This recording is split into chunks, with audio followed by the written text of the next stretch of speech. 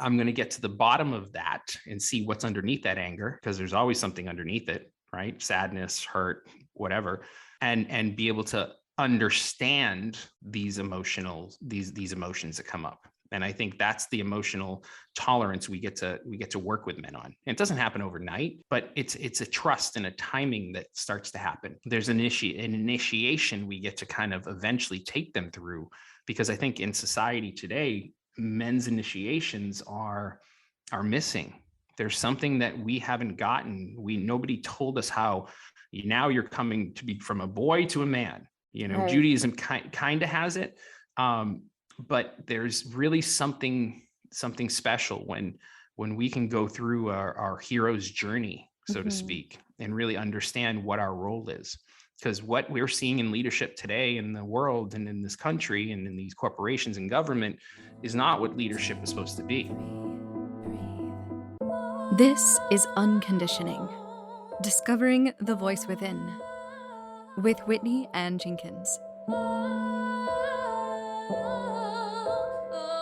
Hello and welcome to the 32nd episode of Unconditioning, Discovering the Voice Within, where I bring on guests and we talk about the inner authentic voice and the challenges and the rewards that come from following it. This week I have with me Chris Plourde. Chris is a Los Angeles-based conscious performance coach, a consultant, a speaker, and mind-body instructor with over 20 years of experience. Chris has traveled both nationally and internationally, speaking, educating on the physical, mental, and emotional aspects of wellness and life. He has also worked with and coached well-known companies such as Walt Disney, Equinox, Tender Greens Enterprise Car Rental, Xerox, Lululemon, Worldwide Produce. And these are just a few of the companies that Chris has mentored and consulted. He's also worked with celebrities, business executives, top fitness professionals, and military special ops personnel.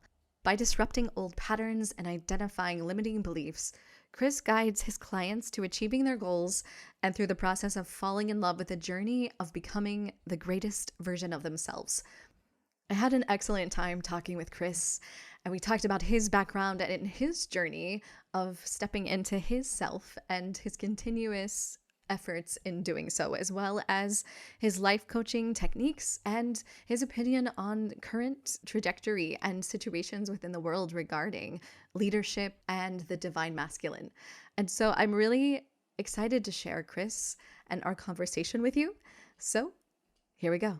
So you have quite a resume of helping people as a coach with athletes and men in particular. And in order to be able to come to a place where you're able to guide people to their authenticity, you've personally had to probably go through a lot of transformation yourself in order to get there.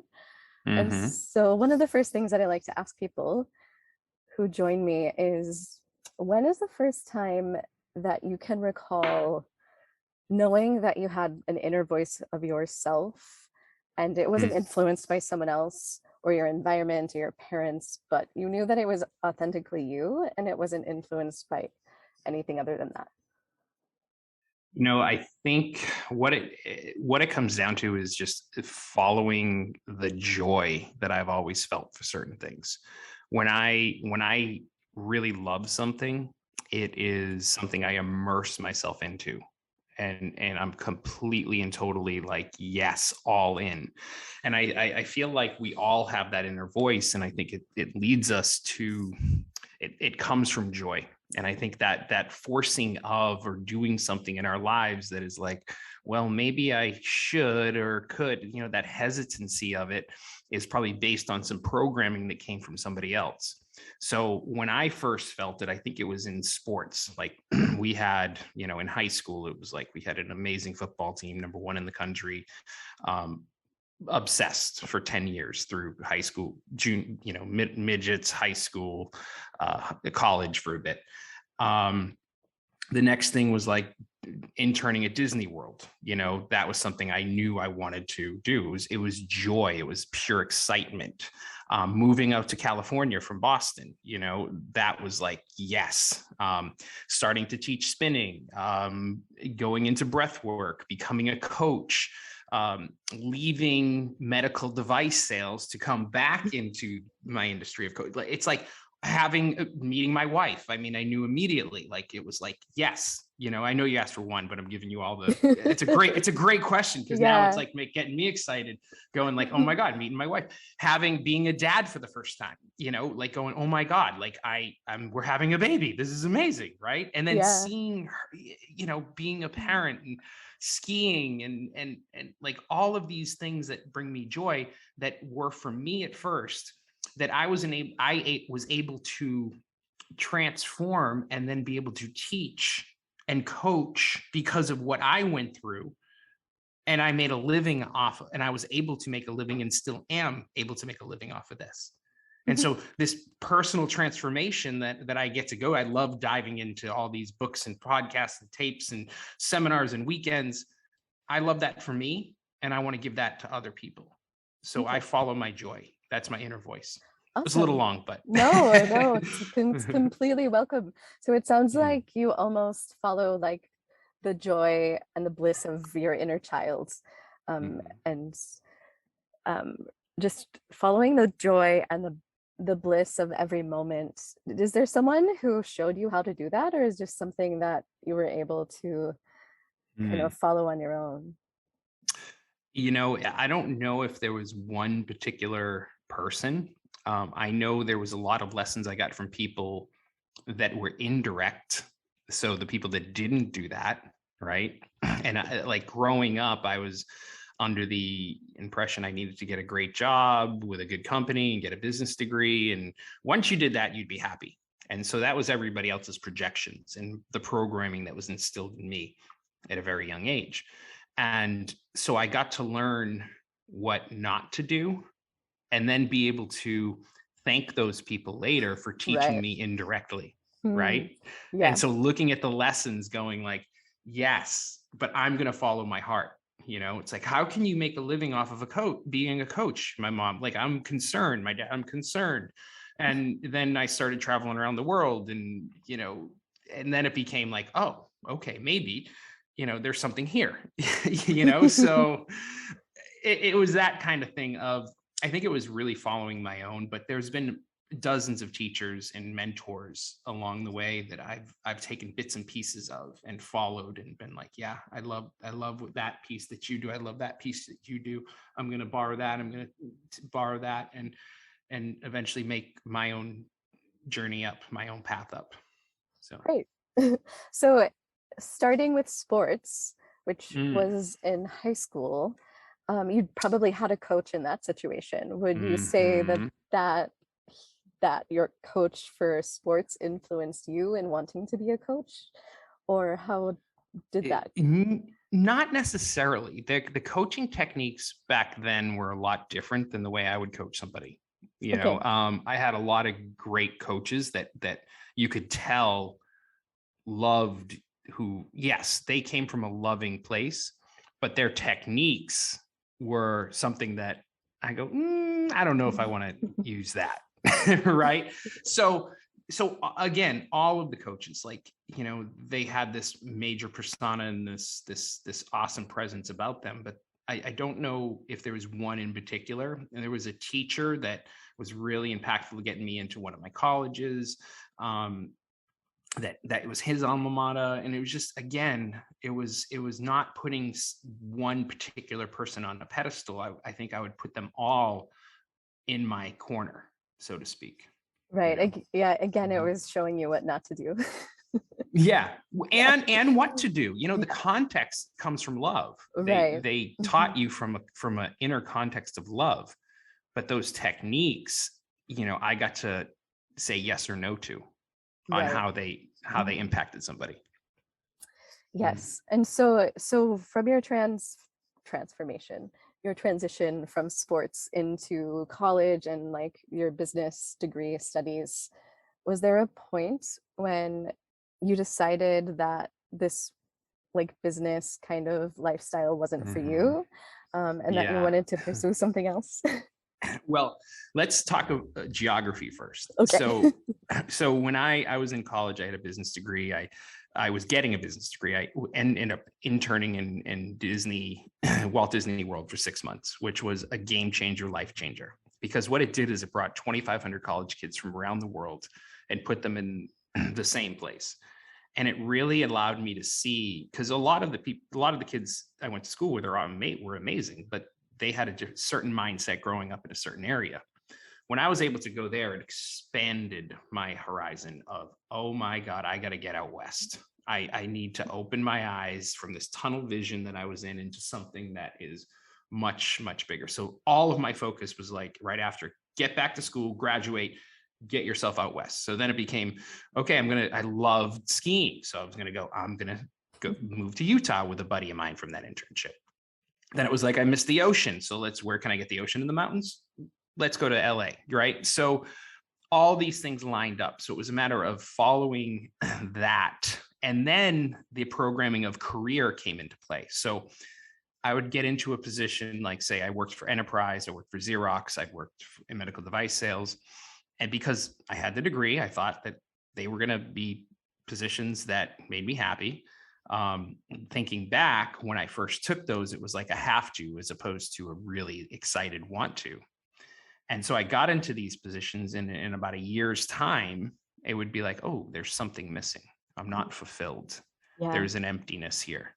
And I didn't know what that was. And so I ended up jumping out and then going back into what I knew and loved, coaching, right? Because it was right there all the time. No matter what, when I was working these positions, I was always coaching. Consistently for 25 years, I haven't stopped. So I had to just listen and pay attention to the whispers of, wait a minute, there's something here. You just have to believe, because you haven't seen anybody in your direct life yet make a career of this yet. It doesn't mean it can't be done. And then when you see that it can be done, and you see that somebody else blazes that trail, oh, I like that. Great. I'm going to go after that. So that's when I became a presenter and a coach for various companies and certified thousands of instructors and so on. So I was really able to listen to, I'm not fulfilled, I'm not happy, move to where you're happy. Yeah. Follow your heart. Perfect. Yeah, you really had to have a lot of like trust and faith in yourself too, in order to be able to do that. And so you grew up in Boston, correct? Yeah, Brockton is south of Boston. Yeah. Okay. And so you moved to Los Angeles. And I know when I moved to Los Angeles, my eyes were opened to a lot of things that I had never encountered before, especially when it came to spirituality and things like that. Yeah. So how did being in that environment affect your connection with your spirituality? Right. Where are you in Los Angeles, first of all? Are you? I just recently left there, but I was there for about 5 years, and then years before. So I'm familiar with the journey of that. I get it. It was real. I was like a kid in a candy store, actually, because there was, first of all, it was all about, I transitioned to mountain biking and cycling and yoga and boxing, and I was just like, there's so much here for me to do. Right. And, I was outside running in the rain every day. The weather was amazing because my blood was so thin coming right from Boston. But, what I loved and what I still love is the open-mindedness of people, the open hearts that you meet with so many people.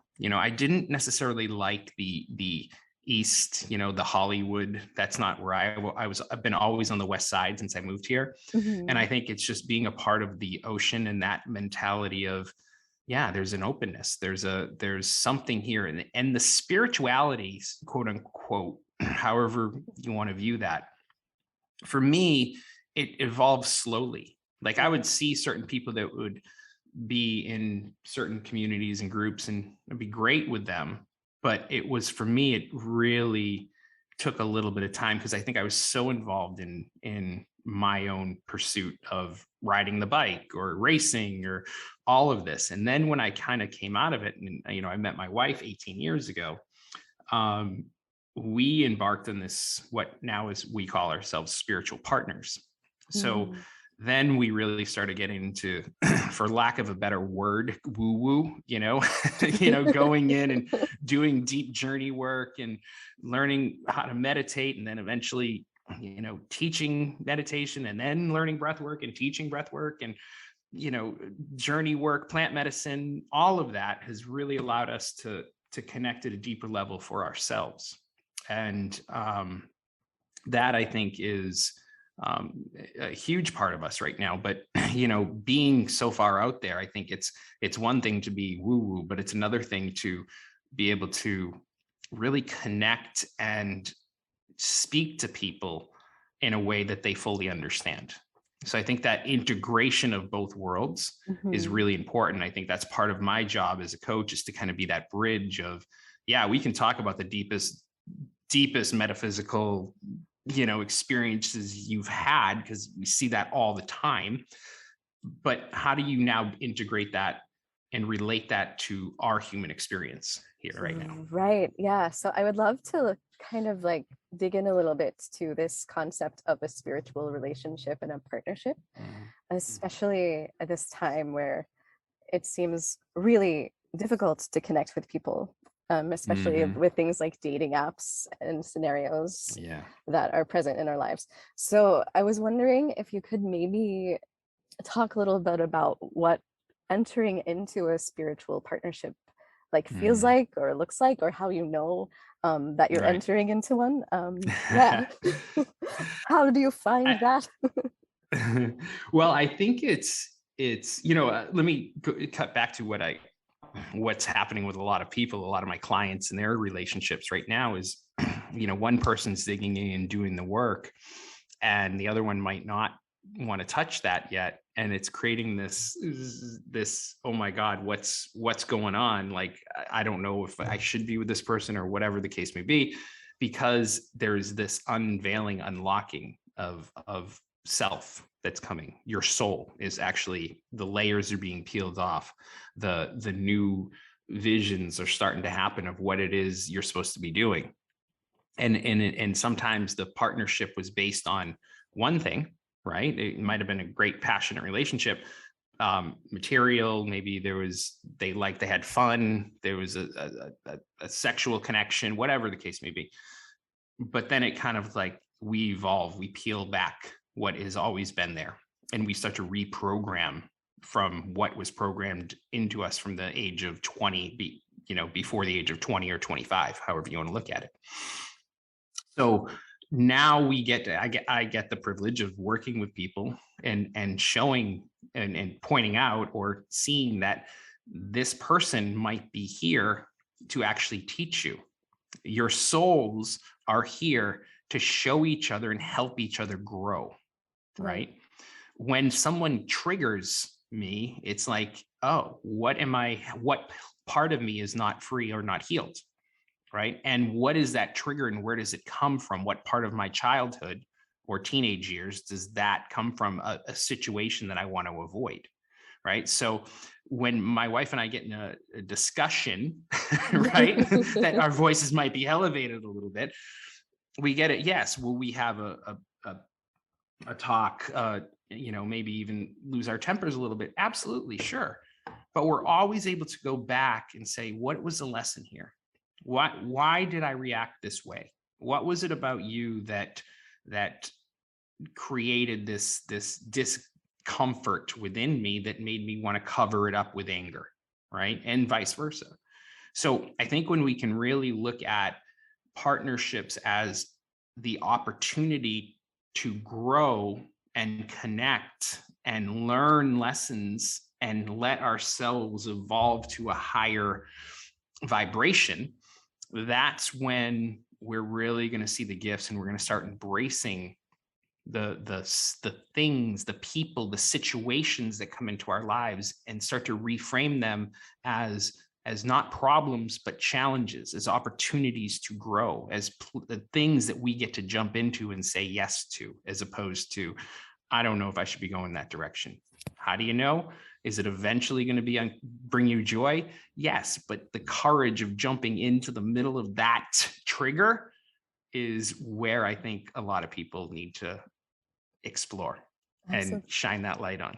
Absolutely. Yeah. And it seems like when you jump into that spiritual journey of that expansion, it kind of tricks you sometimes because you get to a certain point where you feel like you can take a breath and like take a little break, but that's not the case. I feel like it just keeps going and going, and you're ever evolving and changing and that's right, transforming. So like what you just said, ever evolving. It's constant.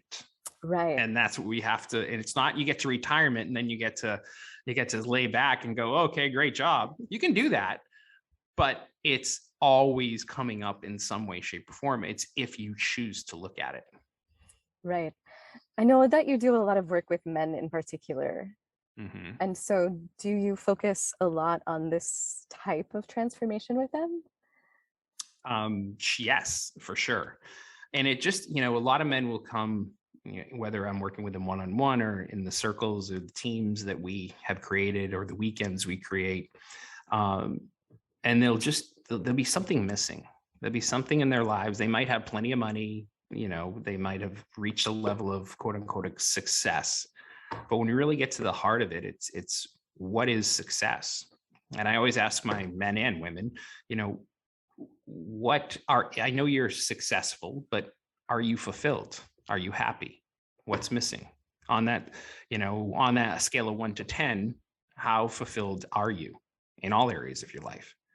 And when they really start to see or come into these circles or start to see that there are men that are struggling like them, that get an opportunity to not only just to see that they're not the only ones, but to express authentically how they feel, right? Unfortunately, men we're put into a place of you need to bury your feelings and man up and get to work, and that's not necessarily the case. I think we need to feel our emotions, not be victimized by our emotions. There's a big difference here because a lot of people get this confused. When we get to feel our emotions, then there's a freedom that lies within that. When we get to talk about our emotions, there's a freedom that lies in that. There's a difference between I'm going to act out and be angry, right? And punch a wall or, abuse somebody or something or bully something, or I'm going to get to the bottom of that and see what's underneath that anger, because there's always something underneath it, right? Sadness, hurt, whatever. And be able to understand these emotions that come up. And I think that's the emotional tolerance we get to work with men on. And it doesn't happen overnight, but it's a trust and a timing that starts to happen. There's an initiation we get to kind of eventually take them through, because I think in society today, men's initiations are missing. There's something that we haven't gotten. Nobody told us how. Now you're coming to be from a boy to a man. Right. Judaism kind of has it, but there's really something special when we can go through our hero's journey, so to speak, and really understand what our role is. Because what we're seeing in leadership today in the world and in this country and in these corporations and government is not what leadership is supposed to be. That's a made up fictitious thing in our minds that came back thousands of years ago. And now I think as we see this world change, we get to redefine what leadership is, and we get to share what's going on inside and lead from our hearts and our souls, and not lead from a place of ego and a place of what from our old programming that was taught to us, by the way, by people that were doing the best job they could with the tools that they had. But now we have some tools that have 10x'd that anything that's gone on in the past, few generations. And we get a chance to use those tools now and heal ourselves or own our scars, right? and move on and take it to another level of just freedom and life and liberty and justice and all that other good stuff that goes on with that. Right. Yeah, I think you're doing some really essential and important work. So thank you for devoting your time to that. I'm wondering, since you've been coaching for around 20 years now, what are some of the changes that you've seen within people, and maybe men in particular, as far as transformation, like as a collective? Is there an answer for that, do you think? Well, I think what it comes down to is kind of what we just tapped upon, is it is an authenticity that most people don't get to really see, and they're scared of that because we've worked so hard to put a mask on, so coaching, what it used to be, and you asked me, did you have these, earlier, what were your high school coaches like, what were they came from a heartfelt place, but a lot of their tactics on how to motivate weren't, at the time they would, maybe pump you up a little bit, but did they really touch the soul and get to where we are today? Right. And I think coming from a right brain, compassionate, innovative, curious way of being in life, right, as opposed to the left brain, I'm motivated by fear, I'm motivated by survival. And there's been a lot of teams, a lot of companies that have been built off of that, right? But is the new paradigm actually working from that anymore? Hence what you asked me before, what is it about, some of these men, and there's a lack of fulfillment.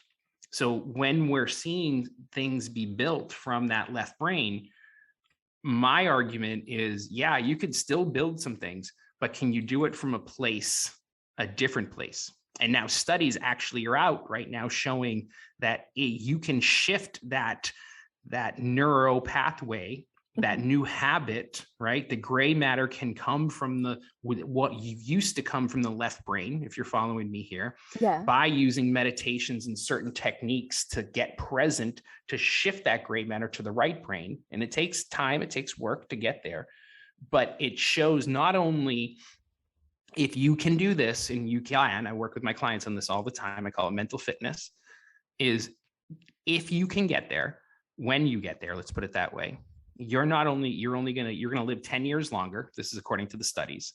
You're going to be 30% more successful. So if you're going to measure it by finances, right? You might have built a $10 million company, but now let's add 30% to that, right? Because you're coming from your communication within your company is going to be so much clearer, and so the silos are going to come down, or family or organization, whatever you're working from. And you're going to be exponentially happier. Like, that's what it comes down to. I think we all have a deep desire to be really, truly, authentically happy, right? And fulfilled. And I think that's what the missing piece is. But we live in fear. A lot of people live in fear of actually taking that step and doing the work, because we're used to doing it for a certain way for so long. And it's like, can we look at it and go, I'm ready to change. I'm done climbing this mountain, which I've been climbing for 20, 30, 40 years. And I see a new mountain. I see a new terrain. I see something that I'm excited about, that brings me joy. And I'm going to start to pursue that. Now let's get to work. So. Excellent.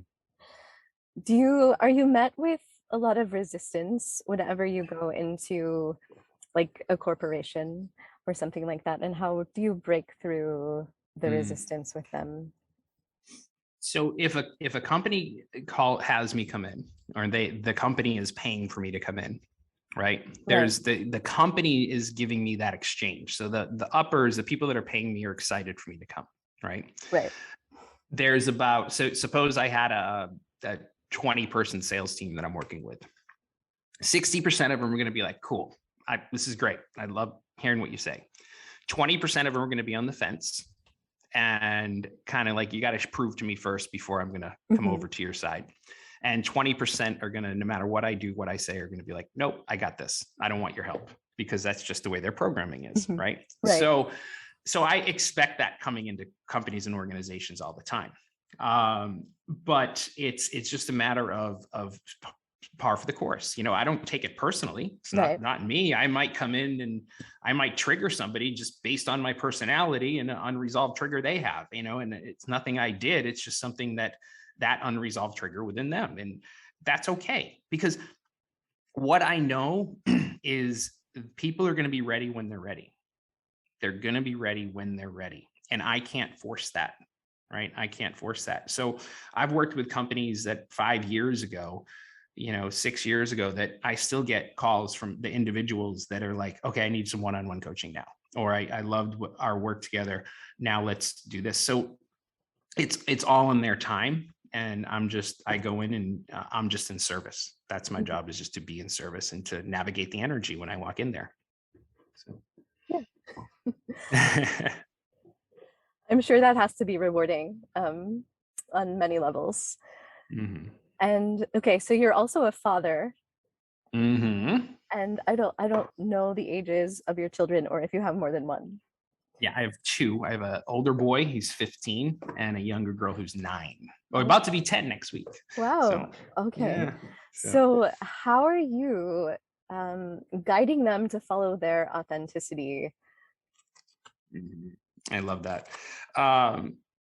First and foremost, I'll give you this quick story, if it's okay. Sure, around when I knew I was becoming a father. I found out my wife was pregnant. Hooray! And an old trigger, this is what, 16 years ago, an old trigger got lit up in me, right? An old programming came into play. And it went like this. It went, even though I was doing well, I was making 6 digits as a coach and, traveling around the world, an old programming came back saying, you need to now go back into corporate America and get a safe, secure job that's going to pay you a lot of money because you got a family coming. Mm-hmm. And so I asked myself, I said, okay, what is the highest paying job in sales? Because I knew that I could make, that I could pursue. And at the time it was medical device sales, right? That I knew of. So I pursued, got a headhunter, and eventually landed a job in medical device sales. And I did that. And lo and behold, about a year later, I was like, I'm not fulfilled. My son was born, and I go, I'm not happy again. It was a great experience. I got to be in the OR training doctors, but it just wasn't for me, right? It wasn't, I didn't get excited about hemostats and bone grafts. That wasn't my jam, right? And so I asked myself this question, I said, what one lesson would you want your kids to learn? And the answer was follow your heart. And as a new dad, I was like, well, how can I say that to them if I'm not doing that, if I'm not in the industry that I want to do, be in? So I decided, and with my wife, of course, and by the way, she was like, whatever you want to do, if you want to go into medical device sales, go. If you want to stay in this industry, fantastic. But again, she's very supportive. She wants me to be happy as well as I wanted her to be happy. What do you want to do? I go, well, I'm going to leave. And so I was deliberate. I was clear. And then the universe said, I want to make sure you're deliberate and clear. So I'm going to throw a couple other little things at you to tempt you to see if you want to really leave this industry. So that was another job or two, making more money than I was making. Right. And I was like, well, no, I'm deliberate. I'm out of here. I'm going. And so the universe said, great.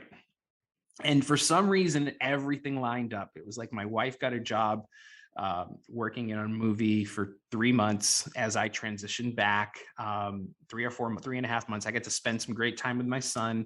I was able to get back into the industry, get my clients back twofold from what I did when my wife's job ended, by the way. Oh, and by the way, somehow I ended up getting some sort of severance package when I don't know how it happened, but it happened. And so the universe just said, yeah, of course, we're going to line everything up for you. And so, and I don't even know if I don't think I told my daughter that story yet, but, when my son, especially as a boy, we live here in the South Bay, the Manhattan Beach, Hermosa Beach, Redondo. He's a big surfer. He's got his whole posse of kids, bros.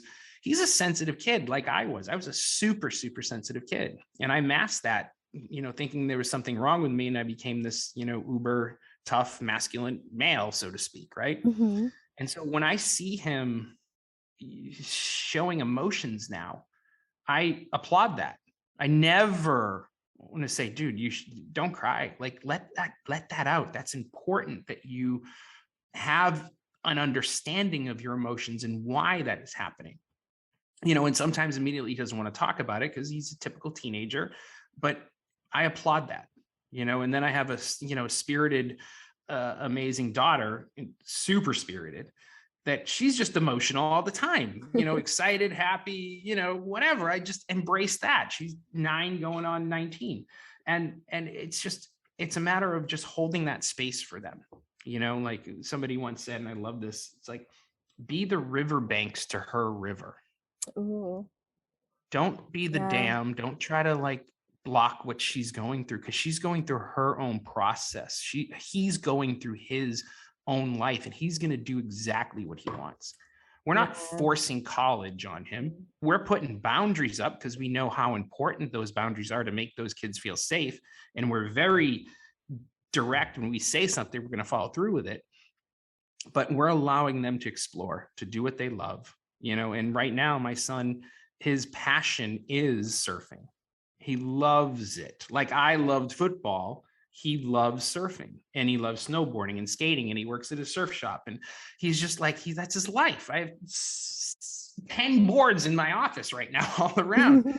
And I want to, like my parents did for me in my pursuit of sport, I'm going to do that for him, and my daughter, when she finds her thing, whenever that is, Wow. But I'm loving this growth and seeing them be and blossom into the souls that they're going to be. And, hopefully as I do my work and my wife does her work on ourselves, that paves the way for something beautiful for them. And maybe they're going to come out of it and just go, yeah, I'm immediately going to be in service of the world, of humanity, of whatever. But if not, they're going to learn their lessons. They're going to fall. And as they were riding their bikes when they were 4 years old, they're going to get right back up and they're going to try again. And I'm going to be there to applaud them on, not to pick them up and do it for them, but to get them where they need to be, to show them that I'm in their corner. Absolutely. They'll be able to like see you as an example. So it will affect them. Absolutely. And you're really sounds like you're really stepping into that role of the divine masculine and holding that space for your children, which is really lovely. Thank you. Thank you. Yeah. You were mentioning, you said the divine masculine, and I think it's what we've learned in our circles is understanding how to integrate the feminine into what we are as men. You talk sometimes about we talked about right brain earlier, but it's really tapping into that creative, sensitive aspect of ourselves and understanding, what it is to not to be a woman, but to really listen and feel into what they need, or not just saying men, women, I'm saying masculine, feminine. Absolutely. Right? Yeah. Depending on the partners, it doesn't matter. There's some of us are going to have more masculine traits, more feminine traits. It doesn't have to be a guy, girl. It's just really being able to hold that space and understand. For my wife, I'm not about fixing her. I'm about holding the space as she goes through the process that she's going to go through. And she's going to come into it when she does in her own time. So feeling into the feminine and really connecting with that, I think is a huge part of the new modern masculine male. Right. Yeah. And really just understanding how to establish boundaries in general, I feel is something that I still struggle with in every moment, but because I feel like they can be so transient and change in moments, moment to moment. So it can be tricky sometimes. I just did a course last week on setting boundaries. It's funny. I think I taped it. I can send it. It's on YouTube, actually. Yes, it's on YouTube. I did it through another company. But boundaries are essential, and it's not about boundaries to put up in a get out of here, you can't come into my life. Boundaries are about honoring the goals and the dreams that you have for your life. And if people aren't set up, if they're letting people in, if they're pleasing as opposed to serving, right, all the time, then they're not going to be living from their hearts. They're not going to be fulfilled like they should. being the best version of yourself is what this world needs, and when you let other people tap into that are taking your energy, that you keep giving, and they're not doing anything about it. You want it more for them than they want it for themselves. It doesn't mean you don't love them. It doesn't mean you don't care for them. But what it comes down to is you just truly going after what you were meant to do here. So those boundaries go up to honor yourself, to love yourself. They're about loving yourself. Yeah. And does, again, be compassionate with the others, but not anything. And I'll give you a quick story, a quick example. My dad's an alcoholic. He's still here. He still drinks. He's a great man, but he's been in his little kind of battle for years. And when I could understand where he came from, why he drinks, he had a really rough childhood.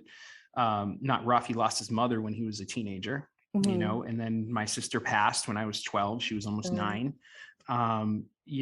That was really rough on him, and he just didn't have the tools to deal with it. And even though we've tried so many different ways to get him to stop, and he has little intermittent pieces, I finally had to get to a place with myself going, it's okay.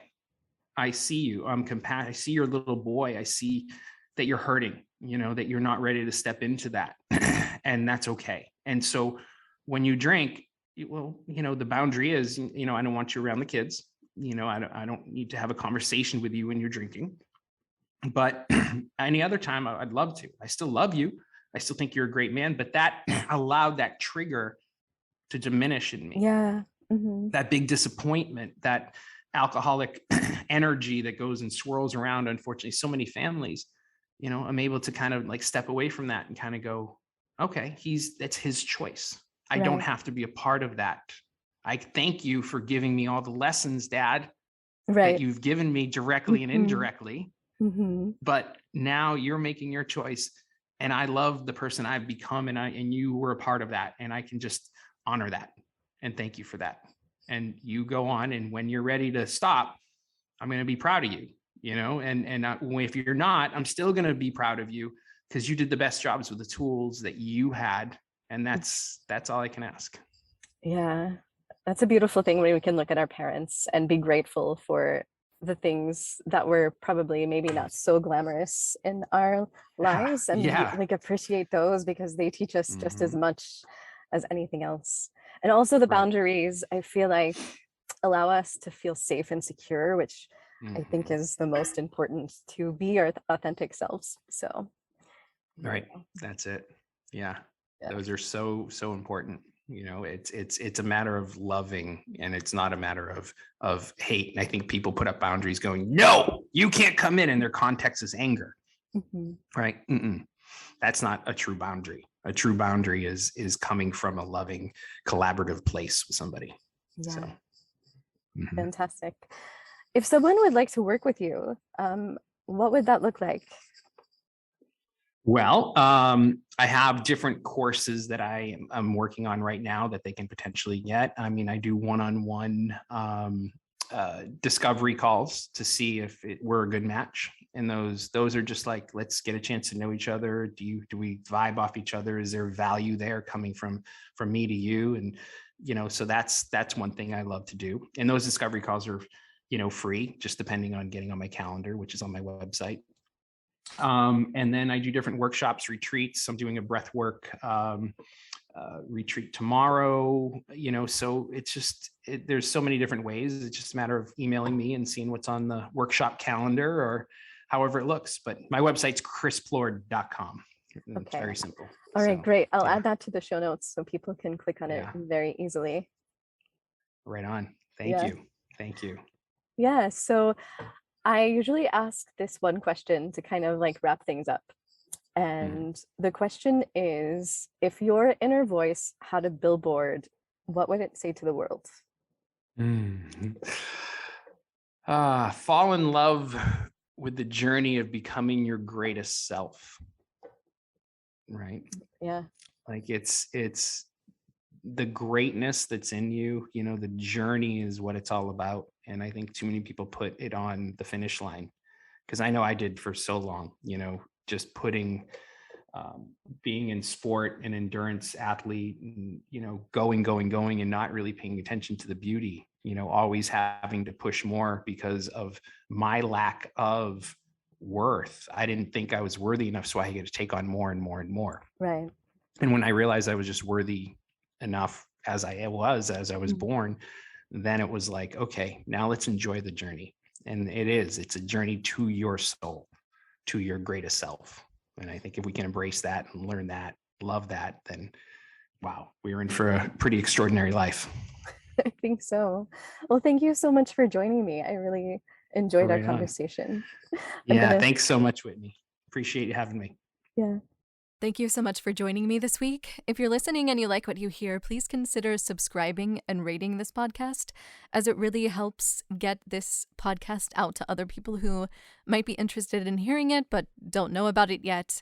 And also, if you'd like to contact me or reach me, you can reach me at unconditioningpodcast@gmail.com or unconditioningpodcast on Instagram. Thank you so much.